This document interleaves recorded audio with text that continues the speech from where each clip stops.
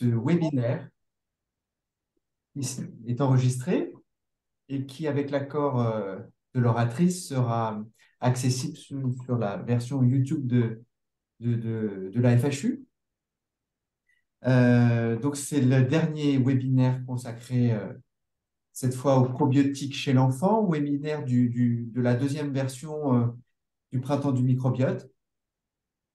On est très heureux d'accueillir tous les spectateurs qui commencent à se connecter et très heureux d'accueillir le docteur Bénédicte Pigneur, qui est MCU, pédiatre, gastropédiatre spécialisé dans les maladies inflammatoires chroniques de l'intestin, qui travaille à l'hôpital Necker et qui va nous parler pendant 30-35 minutes des probiotiques chez l'enfant, puisque cette année, le printemps du microbiote est ouvert vraiment au grand public, donc sur un mode, je pense, très, très ouvert. Vous aurez bien sûr accès aux Q&R et aux discussions pour poser vos questions. On essaiera de les traiter la plupart avec Sophie Georgien-Lavial tout à l'heure en fin de séance. Et puis pour les questions qui resteront en suspens, on a une séance avec tous les orateurs, les panélistes, le 6 juin 2023. On pourra répondre à toutes les questions que vous n'avez pas pu poser. Voilà. Alors, je laisse la parole à Bénédicte Pigneur et je laisse un mot avant à Sophie.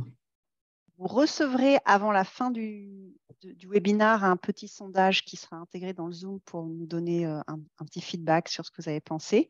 Donc, on vous remercie d'y répondre. Ça nous permettra d'améliorer le prochain printemps de 2024 qui va finalement arriver vite. Merci beaucoup pour votre attention et bon webinaire.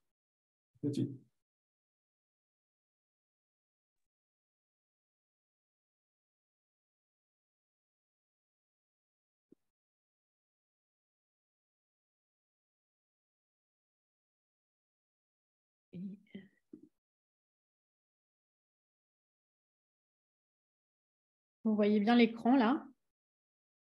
Oui, super, Bénédicte. Bon. C'est très bien. Parfait. Ben, bonjour à tous. Merci de m'avoir invité à parler des probiotiques chez l'enfant. C'est un vaste sujet. Donc, vous allez voir, on va essayer de balayer un maximum de pathologies, mais on ne va pas pouvoir tout voir. Et donc, je me suis focalisée surtout sur les pathologies digestives puisque je suis gastro-entérologue pédiatre. Et je ne vais pas aborder toutes les autres indications éventuelles des probiotiques chez l'enfant. Donc, voilà le plan de la présentation. D'abord, on va voir un peu le rationnel pour utiliser les probiotiques en pédiatrie. Ensuite, on focalisera sur certaines pathologies, en particulier l'entérocolite ulcéro-nécrosante du nourrisson. La prévention ensuite des infections de l'enfant, le rôle dans la prise en charge de certaines maladies chroniques comme l'atopie et les maladies inflammatoires, et puis un petit mot sur la sécurité de l'utilisation des probiotiques chez l'enfant, et enfin des recommandations pour la pratique courante chez les pédiatres. Donc, on va commencer par le rationnel. Et en fait, on va revenir sur une période très importante qui s'appelle les 1000 premiers jours et qui est une période un peu à la mode en ce moment, qui est une période en fait comprise entre le 4e mois de grossesse et les 2 ans de l'enfant et qui est en fait une période clé pour le développement en pédiatrie. C'est pendant cette période, par exemple, que le cerveau de l'enfant va se développer plus qu'à tout autre moment de la vie. C'est la période aussi où la croissance va être la plus importante. Et c'est là où vont se développer en fait toutes les grandes fonctions vitales de l'enfant. Et en particulier, c'est la période de l'installation du microbiote. Et de plus en plus, les chercheurs, les pédiatres, les médecins s'intéressent à cette partie parce qu'elle constitue probablement une fenêtre d'opportunité pour la prévention, dans l'idée que si ces 1000 premiers jours se passent bien, eh bien, on va permettre à l'enfant de bien grandir et de devenir un adulte en bonne santé.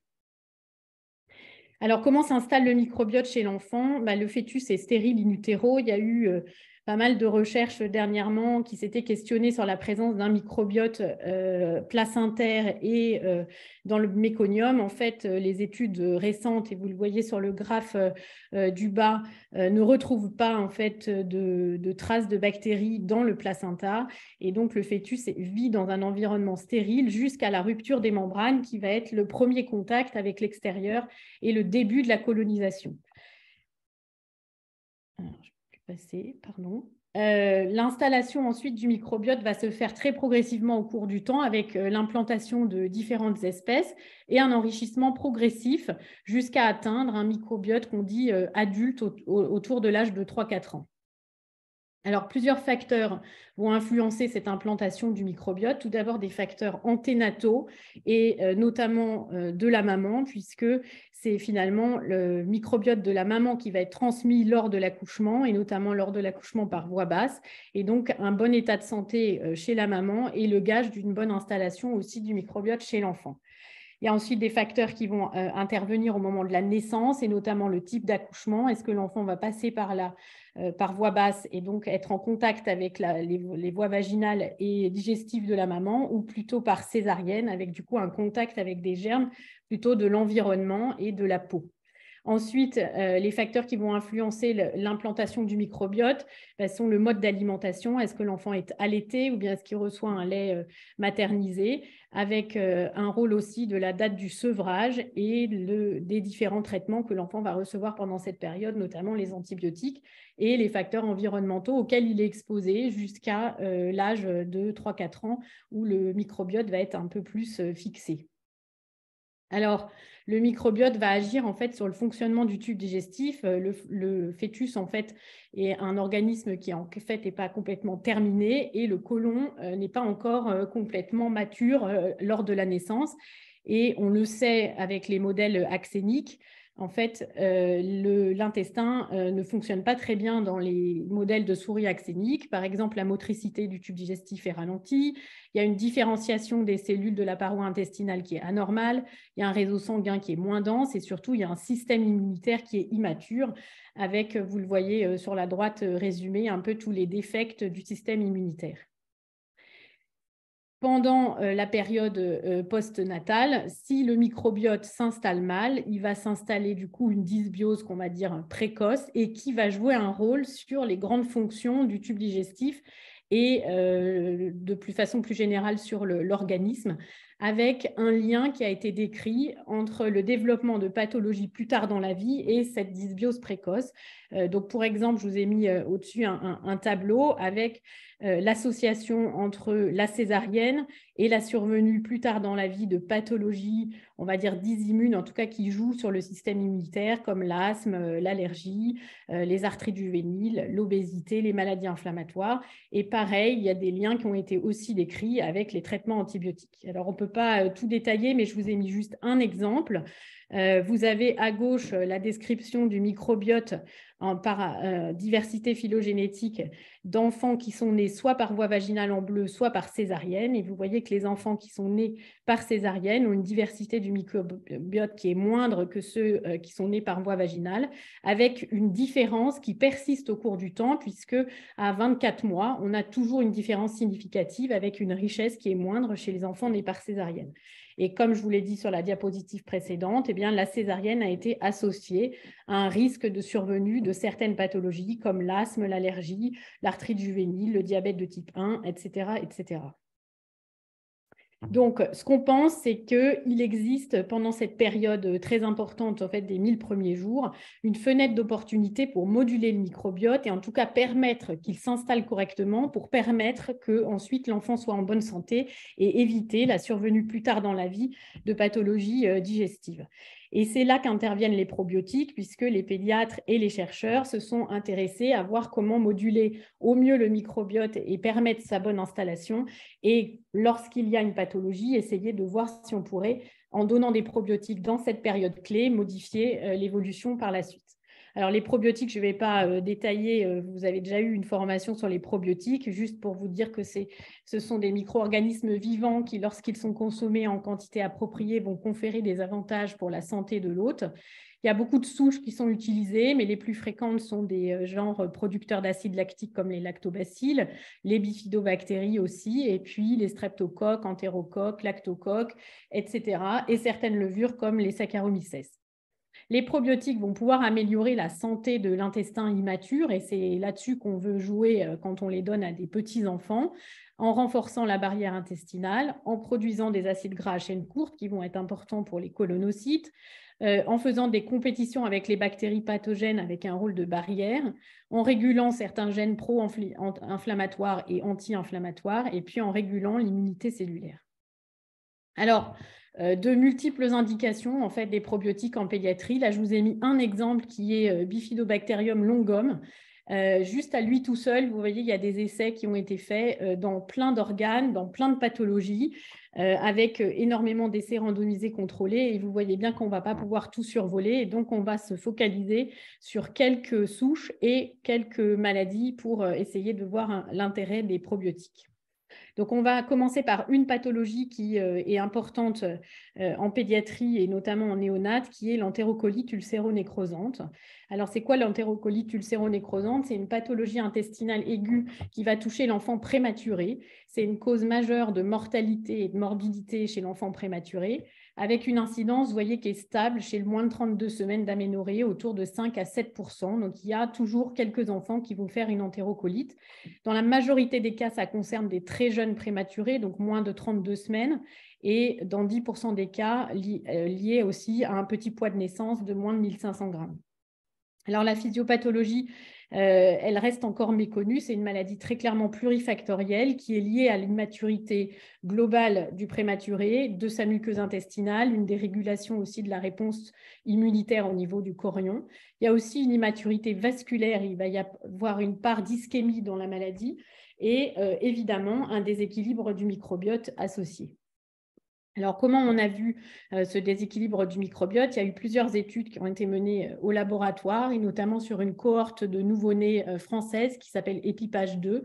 Donc, ce sont des nouveau-nés prématurés qui étaient nés entre 24 et 32 semaines d'aménorrhée en France en 2011 et qui ont été suivis en fait prospectivement.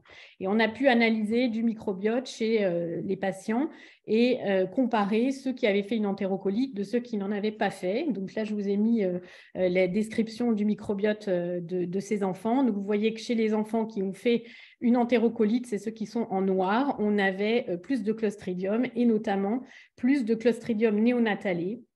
Et on avait retrouvé aussi une association avec le Staphylocoque aureus et la survenue de l'entérocolite ulcéro-nécrosante. Plus récemment, toujours au laboratoire, sur cette même cohorte, on a étudié le microbiote de ces enfants en fait, à 4 semaines de vie, donc chez des anciens prématurés à 4 semaines, qui ont été ensuite suivis jusqu'à l'âge de 2 ans. Et on a identifié au niveau du microbiote, les prématurés en fait, se sont répartis en clusters, et en particulier 5 clusters donc, que vous avez représentés à droite en haut au niveau du phylum, en bas au niveau du genre, qui en fait individualisaient vraiment des groupes de prématurés.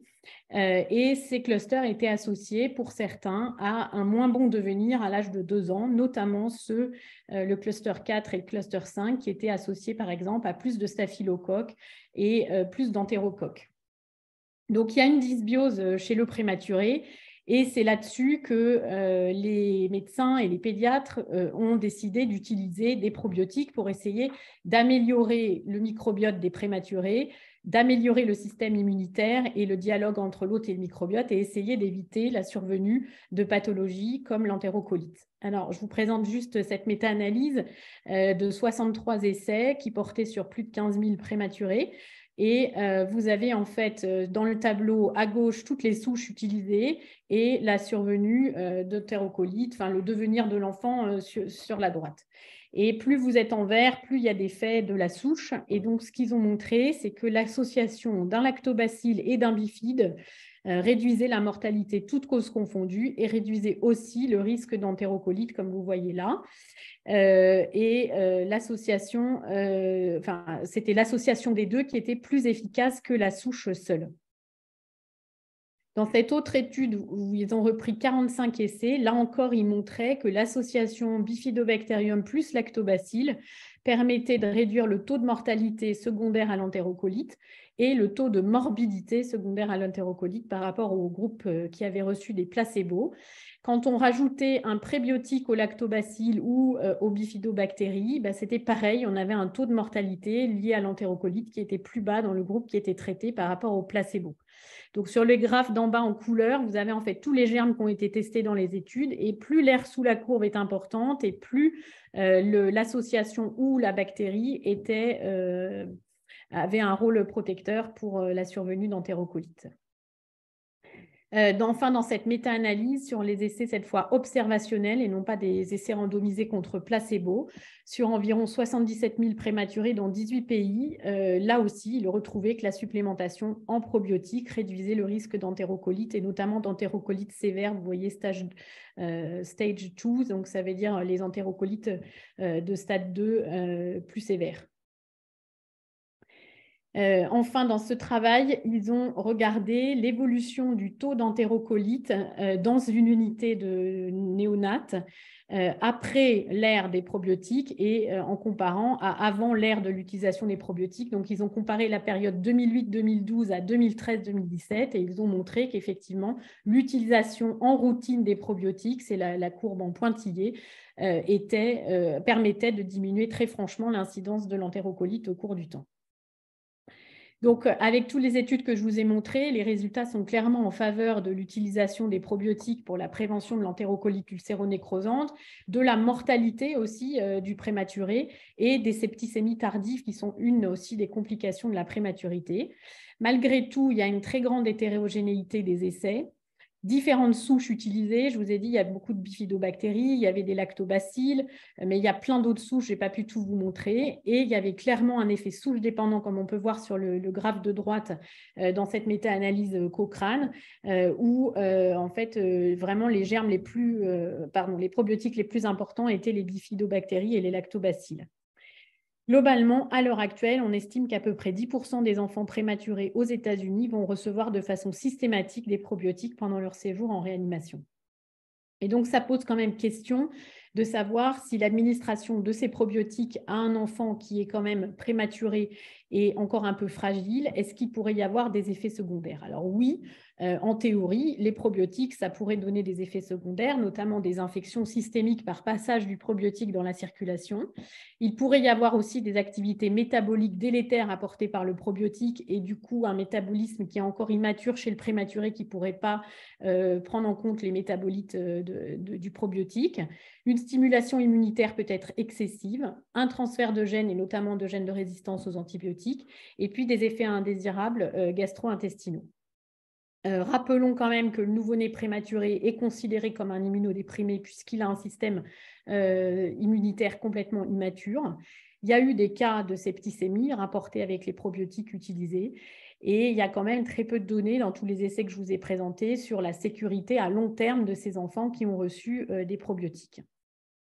Donc, que recommandent les sociétés savantes? Donc, l'ESPGHAN, qui est la Société européenne de gastropédiatrie, recommande en cas d'utilisation des probiotiques chez les prématurés que le produit soit fabriqué conformément aux bonnes pratiques, que les laboratoires hospitaliers soient en mesure de détecter le probiotique utilisé pour pouvoir détecter une bactériémie éventuelle. Et les cliniciens doivent informer les familles des risques et des bénéfices de la souche donnée à leur enfant. Les recommandations de l'ESPGHAN sont d'utiliser, si on doit donner des probiotiques en pédiatrie, ils disent bien si, de donner du Lactobacillus rhamnosus GG à raison de 10 puissance 9 à 10 puissance 6 CFU et ou une combinaison de bifidobactéries et de Streptococcus thermophilus, là aussi avec une dose qui est définie dans les recommandations. Il souligne le fait qu'on manque encore de preuves concernant l'initiation, c'est-à-dire quand est-ce qu'on doit démarrer le probiotique, est-ce que c'est tout de suite dès la naissance, est-ce que c'est quelques jours ou quelques semaines après le début, la durée aussi optimale du traitement. Et quand on regarde par contre les recommandations américaines, et notamment de l'Académie américaine de pédiatrie, elle ne recommande pas l'administration universelle de probiotiques aux prématurés, et en particulier chez le tout petit poids de naissance, moins de 1000 grammes. En raison de l'absence de produits de qualité pharmaceutique approuvés par la FDA aux États-Unis, du risque potentiel d'effets indésirables nocifs dont je vous ai parlé et des preuves contradictoires sur l'efficacité et l'innocuité des probiotiques. Donc là, je vous ai remis les recommandations de l'ESPGHAN qui sont assez, elles donnent des doses, mais elles disent quand même qu'il faut faire attention chez le prématuré et que si on l'utilise, à ce moment-là, ils recommandent certaines souches et pas les autres. Et il y a même, voyez, des recommandations contre certaines souches qui ont montré des effets néfastes. Alors ensuite, on va voir les probiotiques pour la prévention des infections de l'enfant, puisque deuxième grand problème en pédiatrie, ce sont les infections hivernales, puisque vous savez que chaque hiver, les enfants sont soumis à pas mal de virus et chez les petits de moins de 3-4 ans, on a quand même beaucoup d'infections pendant l'hiver et donc les pédiatres se sont intéressés à utiliser les probiotiques en prévention de ces infections. Donc là, on a encore une étude longitudinale française qui est la ELF, qui a suivi en fait des nourrissons depuis la naissance qui ont été nourris avec une formule enrichie en pré ou en probiotiques entre l'âge de 2 et de 10 mois et ils les ont suivis prospectivement pour voir la survenue ou non d'infections respiratoires hautes et basses, d'infections gastro-intestinales, d'asthme, d'allergie, d'eczéma. Donc là, on va se focaliser vraiment sur les infections respiratoires, mais on en reparlera au moment de l'eczéma. Et on a suivi ces enfants jusqu'à l'âge de 5 ans et demi. Et ce qu'ils ont montré, c'est que la consommation de la formule qui était enrichie en Bifidobacterium lactis à l'âge de 2 mois était associée à un risque plus faible d'infection respiratoire. Par contre, quand on recevait cette formule jusqu'à l'âge de 6 mois, donc de 2 à 6 mois, là, on n'avait pas d'effet bénéfique. Au contraire, on avait même plus de risque d'infection respiratoire dans le groupe qui était traité. Et par contre, quand on prenait cette formule de Bifidobacterium breve entre 6 et 10 mois, là, on avait un risque plus faible d'infection respiratoire. Alors, dans cette autre étude, multicentrique, randomisée, double aveugle contre placebo, là, ils ont pris des enfants en bonne santé qui étaient soit à la crèche, soit à l'école maternelle, âgés en gros entre 2 et 4 ans. Et on leur a fait consommer de façon quotidienne un produit fermenté dans lequel il y avait du L-paracasei ou bien de la maltodextrine dans le groupe B.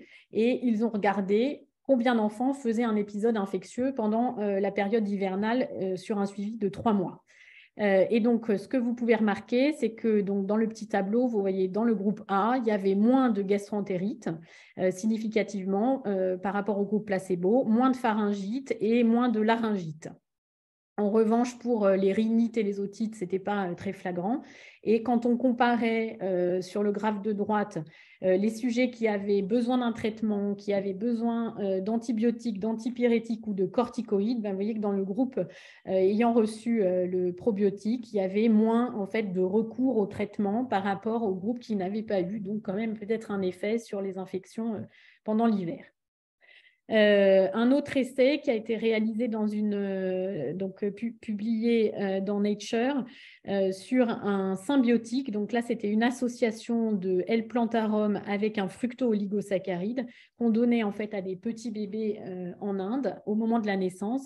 En fait, c'est une région rurale d'Inde qui est très touchés par la mortalité infantile, avec notamment un risque d'infection très important dans les premiers jours de vie et premiers mois de vie, qui fait qu'ils avaient une grosse mortalité et ils se sont posé la question d'utiliser les probiotiques pour prévenir le sepsis.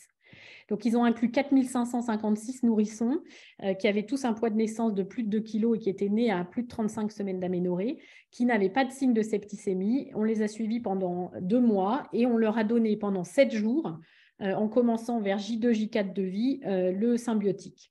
Et ce qu'ils ont montré, c'est qu'il y avait une réduction du risque de septicémie et de décès dans le groupe qui était traité. Vous avez le graphe à droite, et aussi de sepsis, et diminution des infections respiratoires dans le groupe qui avait reçu le symbiotique, qui n'avait eu que, je vous rappelle, pendant 1 semaine. Donc, dans cette méta-analyse, pour résumer, il y a 20 essais cliniques qui ont été repris, à peu près 6600 participants. Et ce qu'ils ont montré, c'est que c'était Lactobacillus rhamnosus GG qui était vraiment le probiotique le plus efficace pour réduire le taux d'infection respiratoire. Mais il y avait quand même un manque de données pour conclure sur les effets sur les enfants et les adolescents. Encore une fois, la même chose que pour l'entérocolite en raison de la disparité des études, de la dose utilisée, de la durée, du moment où on le donnait, etc. Alors, autre infection importante chez les enfants, c'est les infections urinaires. Pourquoi utiliser des probiotiques en prévention de l'infection urinaire? Parce que la majorité des infections sont quand même dues à des bactéries coliques qui vont en fait remonter de la région périurétrale vers la vessie et coloniser les voies urinaires. Et donc, dans cette étude, ils ont repris toutes les études sur les probiotiques dans les infections urinaires et ils n'ont pas montré de bénéfice du probiotique sur l'incidence de l'infection et sur la récidive des infections, même si certaines études semblaient positives. Autre problème infectieux important chez l'enfant, c'est les diarrhées infectieuses. Donc, la diarrhée virale, c'est une des maladies infectieuses les plus fréquentes de l'enfant et pareil que les infections respiratoires qui sévit chaque année, avec une diarrhée qui est la principale cause de décès chez l'enfant de moins de 5 ans dans les pays pauvres et qui reste quand même une cause de mortalité importante. Donc là, ils ont fait un essai randomisé contrôlé dans 6 centres canadiens. C'est une étude publiée dans le New England, où ils ont inclus 886 enfants qui étaient âgés de 3 à 48 mois et qui consultaient aux urgences pour gastroentérite et à qui on donnait, en plus du traitement de la gastroentérite, pendant 5 jours, un probiotique combiné. Donc, ils avaient 2 souches, Lactobacillus rhamnosus et L. helveticus, 2 fois par jour pendant donc 5 jours. Et ils n'ont pas montré de différence. Vous voyez sur le graphe de droite, il n'y avait pas de différence significative entre les deux groupes sur la durée de la diarrhée et la durée des vomissements, même si on avait l'impression que le probiotique était un peu plus efficace parfois. Donc, voilà les recommandations de la Société européenne de gastropédiatrie sur la prise en charge de la gastroentérite aiguë chez l'enfant. Ils recommandent l'utilisation quand même de 2 souches qui sont Saccharomyces boulardii et Lactobacillus rhamnosus GG, qui sont les 2 qui ont montré le plus d'efficacité dans la prévention et dans le traitement de la diarrhée aiguë, en permettant en fait de diminuer la diarrhée et la durée de la diarrhée.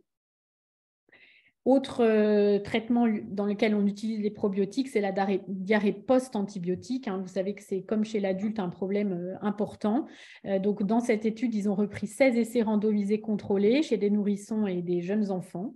Et ils ont montré qu'il y avait un risque réduit de diarrhée post-antibiotique quand on administrait des probiotiques et notamment une diminution aussi du risque d'infection à Clostridium difficile, même si chez l'enfant, c'est moins un problème que chez l'adulte. Les 2 souches, là encore, les plus utilisées étaient Lactobacillus GG et Saccharomyces boulardii. Vous voyez sur le graphe de droite, les patients qui avaient reçu Saccharomyces boulardii avaient un temps une durée de la diarrhée qui était plus courte que ceux qui avaient le groupe placebo. Donc là encore, il y a des recommandations des sociétés savantes, donc de l'EDSGAN, sur la prévention des diarrhées nosocomiales, donc chez l'enfant hospitalisé par exemple, et puis la prévention de la diarrhée post-antibiotique, et dans lequel ils recommandent, donc pour les 2, l'utilisation de Lactobacillus rhamnosus GG et plus ou moins Saccharomyces boulardii, et donc vous avez des doses qui sont données adaptées aux enfants.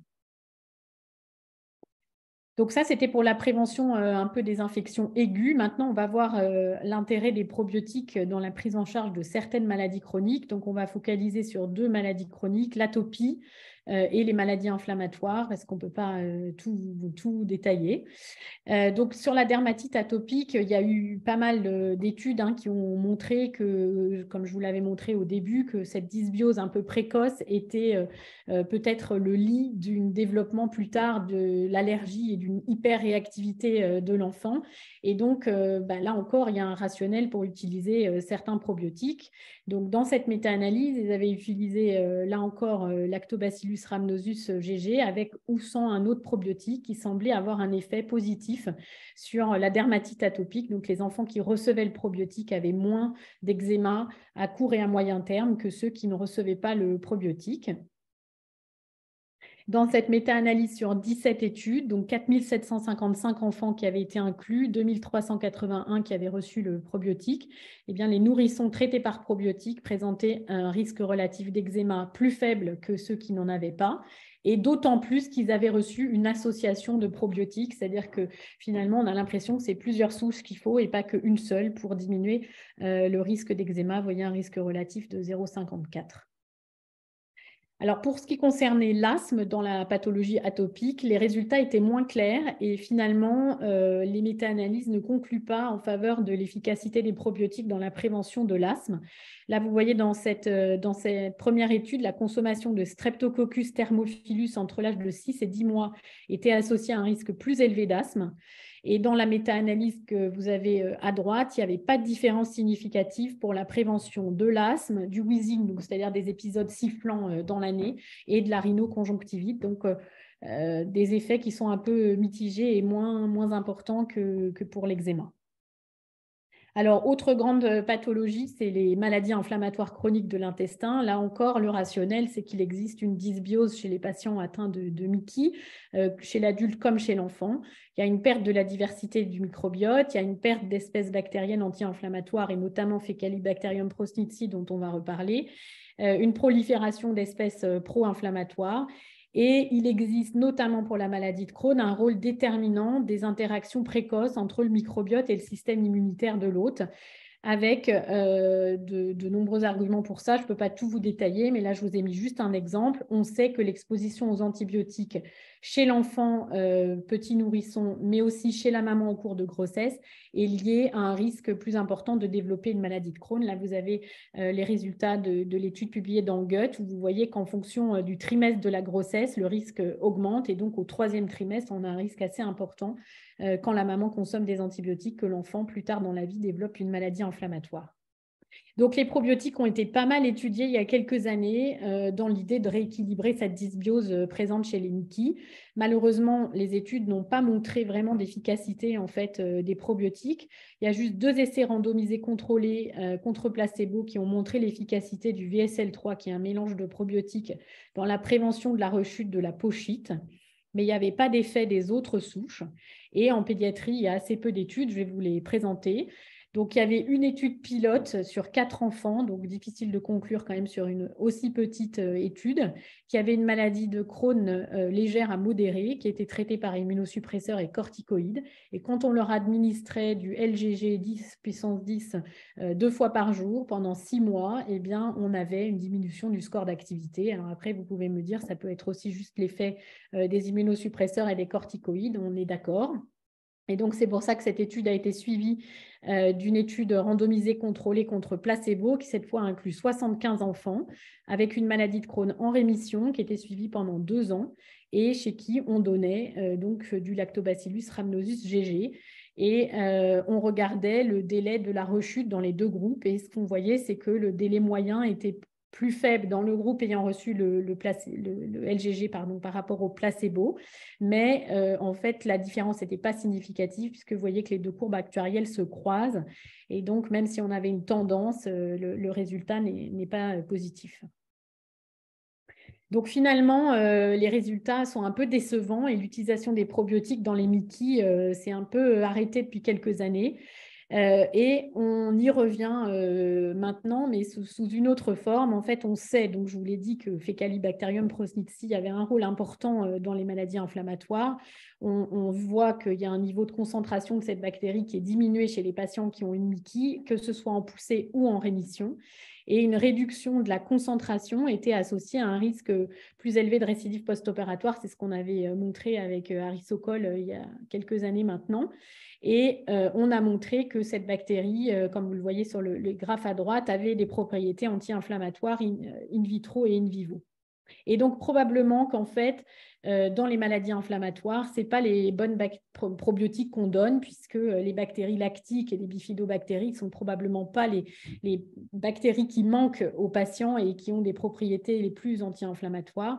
Et donc, le futur, c'est finalement l'utilisation de probiotiques de nouvelle génération, c'est-à-dire isolés du microbiote intestinal de sujets sains, des bactéries d'intérêt qui ont un rôle anti-inflammatoire démontré.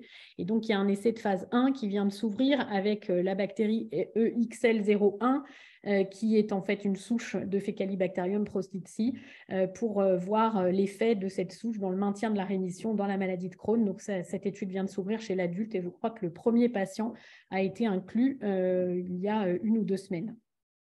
Donc, voilà, à suivre pour les maladies inflammatoires chez l'enfant. Alors, les indications des probiotiques, après, je ne peux pas tout vous dire. Il y a eu tellement de choses, juste des petits exemples un peu pour vous faire rire. Donc là, ils ont utilisé des probiotiques pour prévenir les caries chez les enfants en âge avant l'école. Voilà, bon, avec des effets qui peuvent être positifs parfois. Là, vous voyez, ils utilisent des probiotiques aussi en prévention solaire et puis pour aider les parents à arrêter de fumer. Et puis là, dans cette étude, ils ont utilisé des probiotiques pour diminuer le stress avant les examens chez les étudiants. Donc voilà, on peut faire un peu aussi dire tout ce qu'on veut aux probiotiques et les utiliser un peu dans n'importe quelle indication. C'est pour ça qu'il faut un peu réglementer. Et on va revoir juste avant de terminer quelques petits points sur la sécurité quand même des probiotiques. Donc, effectivement, il y a quand même des risques à utiliser des probiotiques. Il y a des risques qui sont liés à la souche elle-même. D'abord d'infection, hein, on l'a vu, il y a des infections notamment chez le prématuré à la souche qui a été donnée. Il y a un risque de transfert de gènes à l'intérieur de notre microbiote, alors notamment de gènes de résistance aux antibiotiques, mais pas que. Un risque d'altérer le microbiote du receveur sur le long terme, c'est-à-dire qu'en théorie, la souche ne va pas s'implanter, mais dans certains cas, et on l'a montré chez le prématuré, a priori, la souche, elle peut s'implanter et rester plusieurs années. Et puis peut-être que ça pourrait être le lit du développement d'une maladie un peu plus tard. Il y a des risques qui sont liés à la production elle-même de la bactérie, avec des risques de contamination au moment de la production du probiotique, des risques liés à la dose, hein, si on en donne trop, par exemple, à un enfant qui est petit, immunodéprimé. Et puis des risques liés à l'administration, donc en faisant attention notamment à la contamination du matériel, par exemple aux enfants porteurs de cathéters centraux, et des risques d'infection en fonction de la voie d'administration du probiotique. Dans l'ensemble, globalement, tous les résultats semblent quand même montrer que l'utilisation des probiotiques est assez sûre chez l'enfant, mais les experts européens recommandent quand même la prudence dans certains cas, donc notamment chez les nouveau-nés prématurés, puisque je vous ai dit qu'ils étaient considérés comme immunodéprimés, chez les patients immunodéprimés, chez les patients gravement malades, chez les enfants porteurs d'un cathéter veineux central du fait du risque de septicémie, chez les enfants atteints de maladies cardiaques valvulaires et chez les enfants ayant un syndrome de grêle court. Donc voilà les recommandations pour la pratique qui ont été publiées récemment par l'équipe belge. Donc vous avez en fait pour chaque indication les souches et les doses recommandées. Donc vous voyez dans la gastro-entérite aiguë, comme je vous l'avais dit, Lactobacillus rhamnosus GG, Saccharomyces boulardii, avec des doses recommandées. Et donc vous avez à peu près toutes les pathologies qui sont passées en revue, la dermatite atopique, l'asthme, même vous voyez le traitement d'Helicobacter pylori, et vous le voyez pour les maladies inflammatoires, pas encore assez de recommandations pour le donner. Donc, en conclusion, il existe clairement un rationnel pour l'utilisation de probiotiques chez l'enfant, puisque c'est une période d'installation du microbiote, une période aussi clé pour moduler le système immunitaire et le dialogue entre l'hôte et son microbiote. Il y a une efficacité des probiotiques qui a été montrée sur la prévention de l'entérocolite, sur la prévention de certaines infections hivernales, sur les pathologies digestives. Donc je ne vous ai pas tout montré, mais il y a des choses qui sont sorties sur les coliques du nourrisson, sur la diarrhée infectieuse, sur la constipation aussi. Il y aurait peut-être un rôle sur la prévention de la dermatite atopique, mais quand même des limites. D'abord, une très grande variabilité des études avec des protocoles qui sont extrêmement différents d'une étude à une autre. Un effet souche du probiotique très clair et fonction aussi du dosage qu'on a donné. Des grosses questions qui demeurent encore sur la période d'initiation. Quand doit-on démarrer ces probiotiques, notamment chez le prématuré? Combien de temps on doit les laisser? Et donc, je pense qu'il y a besoin d'études à plus long terme pour conclure sur l'utilisation systématique des probiotiques dans la population pédiatrique. Et pour l'instant, il n'est pas encore recommandé de l'utiliser de façon systématique, même si c'est déjà un peu fait, puisque la majorité des laits maternisés sont enrichis en probiotiques déjà. Voilà, je vous remercie pour votre attention et je suis là pour répondre à vos questions. Merci beaucoup, Bénédicte. Sophie a dû nous quitter, mais on va commencer avec les questions. Donc, merci de nous avoir orientés là, dans ce vaste champ des probiotiques chez l'enfant, parce que tu as construit sûrement ta présentation sur les choses les plus évidentes et puis les choses les plus discutables. Ensuite, donc je crois que ça déjà, c'est un grand intérêt pour nous. Évidemment, même au sein finalement des pathologies ou des essais les plus évidents et les plus pertinents, j'ai l'impression que même la littérature entre nature et nutrients, il y a quand même des impact facteurs qui sont très différents, peut-être des constructions qui sont très différentes. Et tu nous l'as bien dit, donc voilà. Moi, j'avais une question peut-être qui vient juste renforcer un petit peu ton message de fin. Tu nous dis qu'il y a dans les laits, le lait maternisé, des probiotiques. Alors, lesquels? Pour quelle indication? Est-ce qu'il y a des risques? Est-ce que une femme peut décider de ne pas mettre de probiotiques dans un lait maternisé pour son enfant, etc. Je veux bien un petit mot là-dessus.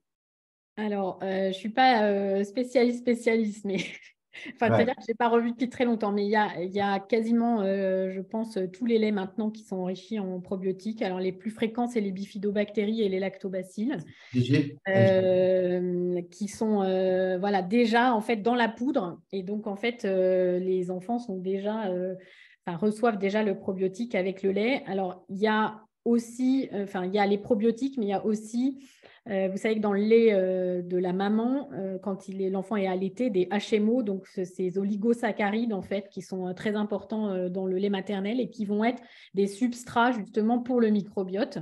Et donc, c'est probablement eux qui aident à l'émergence des bactéries et au développement dans le microbiote de l'enfant. Et donc, les industriels se sont aussi focalisés à essayer de mettre des HMO dans les laits pour essayer de coller le plus possible au lait maternel. Donc, il y a aussi des laits qui sont enrichis en HMO. Voilà, donc pour l'instant, on n'a pas beaucoup de recul, même si ça fait déjà quand même plus de 15 à 20 ans qu'il y a des laits enrichis en probiotiques.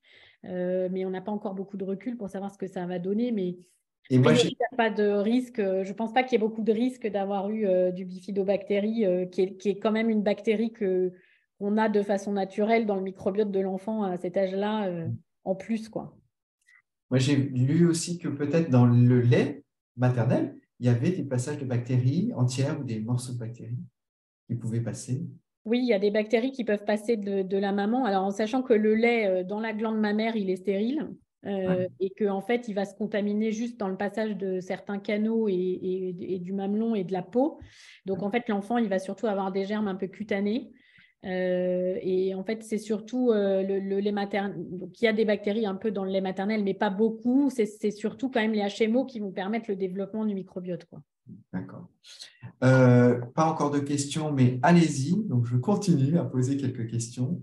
Donc, les probiotiques, là, dans l'entérocolite ulcéro-nécrosante, une complication redoutable, mortelle, gravissime, pas toujours mortelle, mais quand même, qui impacte certains enfants de façon dans toute leur vie massivement. Donc, j'ai l'impression quand même que le niveau de preuve reste maintenant bien élevé. 10% aux États-Unis des réanimations, tu nous as dit, en prévention. En France, tu as une idée, est-ce que pour les prématurés, je veux dire, juste pour cette population, et à partir de combien de semaines et combien de temps on pourrait leur donner ce traitement? Ça, c'est pas très clair. Effectivement, justement, la durée, la période où il faut commencer à le donner, etc. Donc, en France, c'est pas fait. Il faudrait revoir avec les néonatologistes, mais pour moi, c'est pas une recommandation qui est faite encore de façon systématique. Aux États-Unis, ils sont plus en avance, effectivement, mais il y a quand même des réanimations, ils ne le font pas. Il y a eu quand même pas mal de progrès sur la prévention de l'entérocolite. En fait, comme c'est une maladie multifactorielle, il n'y a pas que le microbiote qui joue. Donc, il y a eu aussi quand même une franche amélioration du taux d'entérocolite liée juste à des prises en charge un peu différentes, et notamment avec la minimal enteral feeding, c'est-à-dire que il y a aussi un lien entre la survenue de l'entérocolite et le début de l'alimentation chez le petit nourrisson. Le prématuré immature ne peut pas toujours tolérer le lait maternel à 24 semaines. Et donc, en fait, il y a eu pas mal de protocoles d'alimentation chez le nourrisson qui ont aidé à prévenir l'entérocolite. Et puis, on fait attention à l'antibiothérapie, on fait attention à la vascularisation. Enfin, il y a plein de choses qui ont été prises en compte et qui ont fait qu'on a amélioré quand même le pronostic dans les maternités, indépendamment de la présence de probiotiques. Mais Alors, pour moi, ce n'est pas utilisé. Des questions qui arrivent, et notamment dans un champ très, très intéressant qui est de la prévention en traitant la maman.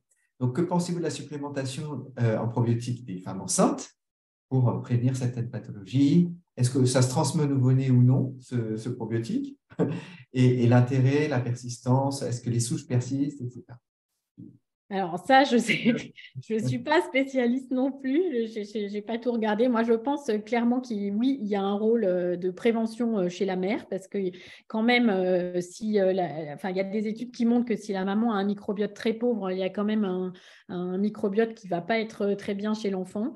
Donc, il y a un rôle au moment de la grossesse, effectivement, il faut que la maman elle ait une alimentation équilibrée. Il faut éviter au maximum les traitements antibiotiques et notamment dans le 3e trimestre de grossesse, qui est la période clé pour en fait le microbiote, puisque c'est là où il va être transmis après. Sur les probiotiques chez la mère, je ne sais pas, ça, j'ai pas regardé les études pendant la grossesse, mais je pourrais regarder. Ouais, j'avais vu des études sur la topie Que il oui, y a il y a des quelques choses. années. C'est sûr qu'il y a des choses sur les probiotiques pendant la grossesse et je pense que oui, c'est une fenêtre d'opportunité. Des questions sur l'hygiène chez les petits-enfants, le microbiote, son évolution. Donc, je pense que, est-ce que s'il y a un excès d'hygiène, est-ce que la théorie hygiéniste des petits-enfants peut être un facteur de développer des pathologies? Première question. Et deuxième, est-ce qu'il y a des probiotiques dont l'efficacité est démontrée pour compenser les effets néfastes d'un traitement antibiotique actuellement, au jour d'aujourd'hui? Est-ce qu'on peut... Alors, pour le traitement antibiotique, oui, c'est les deux qui sont recommandés, c'est Lactobacillus rhamnosus GG et Saccharomyces boulardii, donc un probiotique et une levure en prévention de la diarrhée post-antibiotique, oui. En prévention de la diarrhée, mais qui ne compense pas tous les effets néfastes d'une prise d'antibiotiques. Non, mais ils peuvent quand même aider un peu et ils doivent être donc les recommandations de l'EBSGAN, c'est de les donner au début de l'antibiothérapie et de les prolonger au moins une semaine après l'arrêt de l'antibiotique. À des doses qui dépendent aussi du poids de l'enfant. Oui, dans les recommandations, je vous les ai mis, il y a les doses adaptées en fonction du poids de l'enfant. Théorie hygiéniste et risque de maladie. Alors, oui, il y a des critères, il y a des études qui le montrent, hein, clairement. C'est sûr que la théorie hygiéniste, donc le fait d'être entre guillemets un peu trop propre avec des enfants qui en fait reçoivent énormément d'antibiotiques, qui sont beaucoup moins confrontés en fait aux microbes que ne l'étaient les enfants il y a quelques années, hein, ne serait-ce que par la vaccination, les antibiotiques répétés, une alimentation alors qui est beaucoup plus propre, et c'est notamment la théorie aussi du frigo. Hein. Oui, il y a des études qui montrent qu'il y a un risque associé de développer plus tard dans la vie des maladies liées au système immunitaire, donc diabète, maladies inflammatoires, arthrite, etc. Donc, pas de tétine stérile, on ramasse. Donc voilà, je pense qu'il faut laisser les enfants ramasser les choses par terre, les laisser partager leurs jeux avec le voisin à la crèche, partager les microbes, même si voilà, il faut les plus belles démonstrations. C'est une question de balance, hein, mais voilà, en tout cas, il y a quand même des études qui montrent que les petits Africains qui vivent de façon traditionnelle en Afrique n'ont pas de maladies inflammatoires, contrairement aux petits Européens. Donc, il y a quand même un effet clairement de l'environnement. Et l'une des plus belles démonstrations, tu nous l'as montré dans une diapositive, c'est ce papier Nugget où il montre un effet dose des prises d'antibiotiques avant 1 an, parce qu'ensuite, c'est compliqué de faire la part des choses entre la survenue de quelque chose et la prise d'antibiotiques pour une infection. Donc, avant 1 an, je crois que c'est vraiment bien montré. Pour le reste, des études d'association plutôt. Alors, est-ce qu'il y a un enfant... doit-on de nous-mêmes supplémenter en probiotiques un enfant lors d'un traitement antibiotique ou celui-ci va se reconstruire de manière naturelle à l'identique avec cet effet de résilience dont on a déjà parlé dans nos webinaires? Alors, l'effet de résilience, il existe. Après, quand même, après un traitement antibiotique, ça met du temps à récupérer.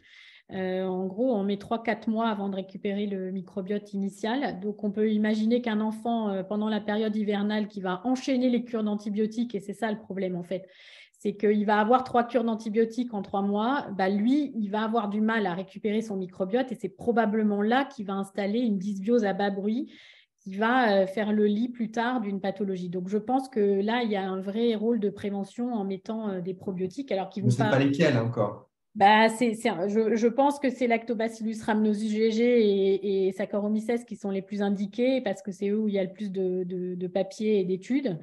Maintenant, voilà, on n'a pas encore de preuves formelles pour les autres. Hein, mais... D'accord. Ça va prévenir la diarrhée des antibiotiques?